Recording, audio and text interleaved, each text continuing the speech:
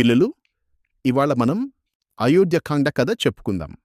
భరతుడు శత్రుఘ్నుడు వాళ్ళ తాతయ్య పిలిస్తే కైకేయ రాజు కింగ్డమ్కి వాళ్ళు వెళ్తారు. సో అయోధ్యలో రాముడు లక్ష్మణుడు మాత్రమే ఉన్నారు.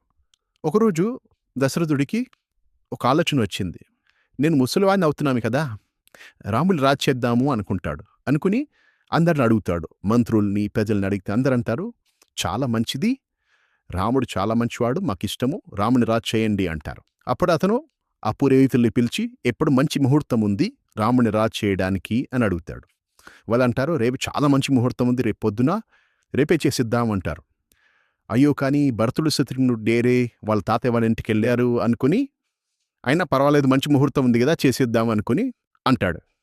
అప్పుడు ప్రజలందరూ సంబరాలు చేసుకుంటారు, పాటలు పాడుతూ ఉంటారు, పూలు మంచి మంచి పూలు తెచ్చేసి డెకరేషన్ చేస్తూ ఉంటారు, అన్నీ చేస్తారు వాళ్ళు. అప్పుడు ఓ చిన్న విచిత్రం జరుగుతుంది. దశరథుడికి ముగ్గురు భార్యలు కదా, కౌసల్య, సుమిత్ర, కైకేయి. రాముడు వాళ్ళ అమ్మ పేరు కౌసల్య, భరతుడు వాళ్ళ అమ్మ పేరు కైకేయి. అందరికీ రాముడు అంటే ఇష్టం. కానీ ఆ కైకేయికి మందర అని ఒక సేవకురాలు ఉంటుంది, అన్నిట్లో సాయం చేస్తూ ఉంటుంది. అది వినేసి కైకేయితో అంటుంది, రాముడు రాజు అవుతున్నాడు అంటే అది చాలా సంతోషిస్తుంది. కైకేయి అంటుంది, ఎంత మంచి వార్త చెప్పావు మందరా, రాముడు అంటే నాకు చాలా ఇష్టము అంటే. అప్పుడు కైకేయి చెప్తుంది, నువ్వు పిచ్చిదానివి, నీకేం తెలియట్లేదు. రాముడు రాజు అయితే రాముడు వాళ్ళ అమ్మ కౌసల్య రాజమాత అవుతుంది. అప్పుడు తను నిన్ను చులకనగా చూస్తుంది, నిన్ను అవమానం చేస్తుంది. కాబట్టి నీకు 2 వరాలు ఉన్నాయి, గుర్తున్నాయా, దశరథుడు ఇచ్చాడు, అప్పుడు ఇవి వాడుకో, భరతుడిని రాజు చెయ్యి అంటుంది. అప్పుడు ఆ మందర చెప్పిన చెడ్డ మాటలన్నీ విని నమ్మేస్తుంది కైకేయి. నమ్మేసి దశరథుడిని పిలుస్తుంది. పిలిచి, నువ్వు నాకు 2 వరాలు ఇచ్చావు, అవి నాకు ఇప్పుడు కావాలి అంటుంది. ఇక్కడ మనం చిన్న కథ చెప్పుకుందాం. కైకేయి దశరథుడు ఒకప్పుడు దశరథుడు యుద్ధానికి వెళ్ళినప్పుడు దెబ్బరగిలి పడిపోతే కైకేయిని సాయం చేస్తుంది. ఓడిపోకుండా దశరథుడు సాయం చేసి తీసుకొస్తుంది. అప్పుడు దశరథుడు అంటాడు, నేను మీకు వరాలు ఇస్తాను, 2 వరాలు ఇస్తాను, ఏం కావాలో కోరుకో, నాకు నువ్వు సాయం చేసావంటాడు. అప్పుడు కైకేయి అంటుంది, నాకు ఇప్పుడేం అవసరం లేదు, ఎప్పుడైనా నేను అడుగుతాను, అప్పుడు నువ్వు ఇవ్వాలి అంటుంది. అది గుర్తు చేసి ఇప్పుడు అంటుంది, నువ్వు నాకు ఇచ్చేవాది 2 వరాలు, నువ్వు మాట తప్పకూడదు, నువ్వు మహారాజువి, నాకు 2 వరాలు కావాలి అంటుంది. దశరథుడు అంటాడు, పర్వాలేదు, ఏం కావాలో అడుగు, ఇస్తాను అంటాడు. అప్పుడు అంటుంది, 1 రాముడు 14 ఏళ్ళు అడిరిచిపోవాలి, 2 భరతుడు రాజుగా కావాలి అంటుంది. దశరథుడికి ఏం అర్థం కాదు, ఏం మాట్లాడుతున్నావు నువ్వు, రాముడంటే నీకు కూడా ఇష్టమే కదా, రాముడే కరెక్ట్, రాముడే మంచి రాజవుతాడు, ఇలా అడుగుతావు ఏంటంటే ముండిగా కూర్చుంటుంది. నువ్వు నాకు వరం ఇచ్చావు, నాకు కావాలి అంతే అంటుంది. అక్కడే ఇలా కుప్ప కూలి పడిపోతాడు దశరథుడు, ఏడుస్తూ ఉంటాడు. అప్పుడు రాముడు వస్తాడు.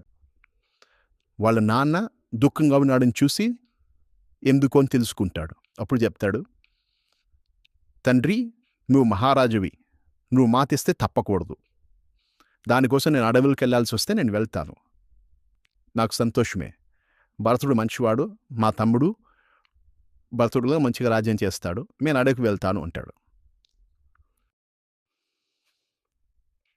అప్పుడు రాముడు వెళ్ళి లక్ష్మణుడికి చెప్తాడు, నేను అడవికి వెళ్తున్నాను అంటాడు. లక్ష్మణుడికి బాగా కోపం వస్తుంది. లక్ష్మణుడికి కొంచెం కోపం ఎక్కువ అనమాట. అదేంటి, నువ్వే మాకు రాజు కావాలి, భరతుడు వద్దు మాకు, నేను వెళ్ళి యుద్ధం చేస్తాను దశరథుడితోటి అంటే. రాముడు అంటాడు, ఏం మాట్లాడుతున్నావు నువ్వు, మన నాన్నే కదా, అతను మాటిస్తే తప్పకూడదు కదా, మనం సాయం చేయాలి, ధర్మం మీద నిలబడాలి మనము అని, అలా చేయొద్దు అంటాడు. అప్పుడు లక్ష్మణుడు అంటాడు, అయితే నేనుగా నీతో వస్తాను, నువ్వు ఒకళ్ళే వెళ్ళడానికి లేదు అంటాడు. సరే అని రాముడికి ఒప్పుకోవాల్సి వస్తుంది.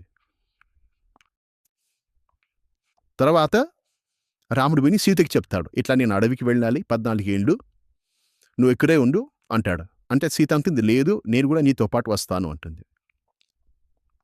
రాముడు చెప్తాడు, అడవంటే నువ్వేమనుకుంటున్నావు, ఇక్కడ హాయిగా నువ్వు మంచి మెత్త పరుకుల మీద పరుకుని అంత భోజనాలు చేసి అందరు నీకు సాయం చేస్తుంటే ఉన్నావు, అడవిలో ఎవ్వరూ ఉండరు,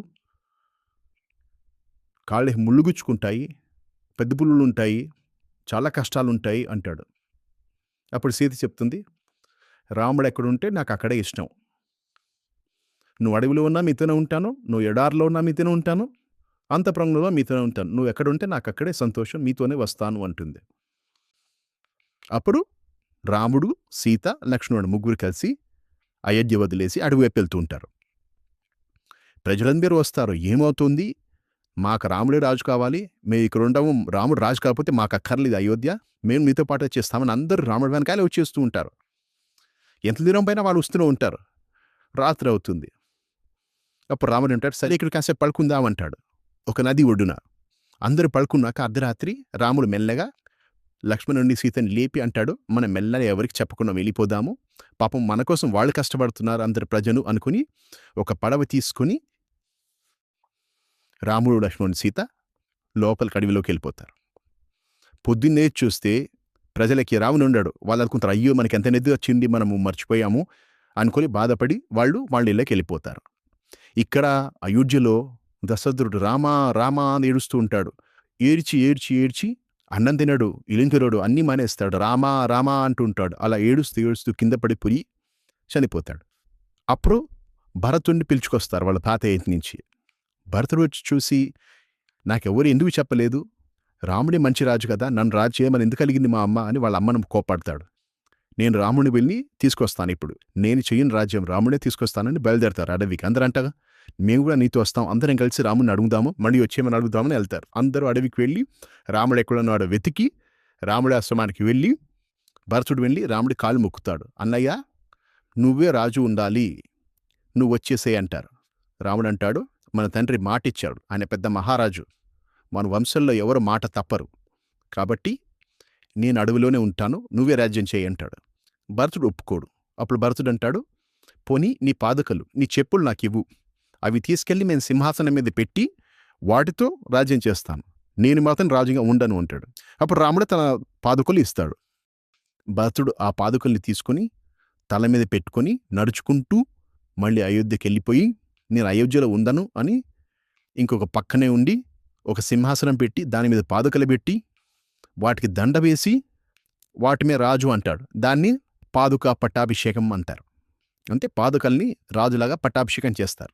చేసి వాటికి దండం పెట్టి ప్రతిరోజు భరతుడు ఆ పాదుకలకి దండం పెట్టి అన్ని పనులు చేస్తాడు, రాజు చేయాల్సిన పనులని చేస్తారు. ఎవరైనా శత్రువుడు వస్తే వాళ్ళని ఎదుర్కొంటాడు, ప్రజలకైనా కావాలంటే సాయం చేస్తాడు, అన్నీ చేస్తాడు రాజులాగా. కానీ నేను కాదు రాజుని, రాముడి పాదుకలే రాజు అని దండం పెట్టి చేస్తాడు. నేల మీద కూర్చుంటాడు. రాముడు అడవిలో కష్టపడితే నేను కూడా కష్టపడతానని అక్కడే ఉండి నేల మీద పడుకొని చేస్తారు. చూసారు ఎంత మంచివాడు భరతుడు. ఇక అక్కడ అడవిలో రాముడు సీత లక్ష్మణుడు ఇంకొంచెం లోపలికి వెళ్తారు. కొంతమంది ఋషుల్ని ముమిల్ని కలుస్తారు. భరద్వాజులనే మహర్షి వాళ్ళకి చెప్తాడు, మీరు కొంచెం లోపలికి వెళ్ళండి, పంచవటి అని ఒక స్థలం ఉంటుంది, అక్కడ బాగుంటుంది, అక్కడ ఆశ్రమం కట్టుకోండి, మంచి ఋషులు ఉంటారు, మీరు అక్కడ ఉండండి అని చెప్తాడు. అప్పుడు వాళ్ళు అడవిలోకి వెళ్తారు. పిల్లలు, ఇక్కడితో అయోధ్యకాండ పూర్తయింది. మనం మళ్ళీ అరణ్యకాండలో కథ చెప్పుకుందాం, సరేనా? రామరసామృత గానము సేయ సంజలవే మనసా దరువది నామది దండము నీకది దరువది నామది దండము నీకది లయ తప్పక పాడించు కీర్తన రామరసామృత గానము సేయ రంజిలవే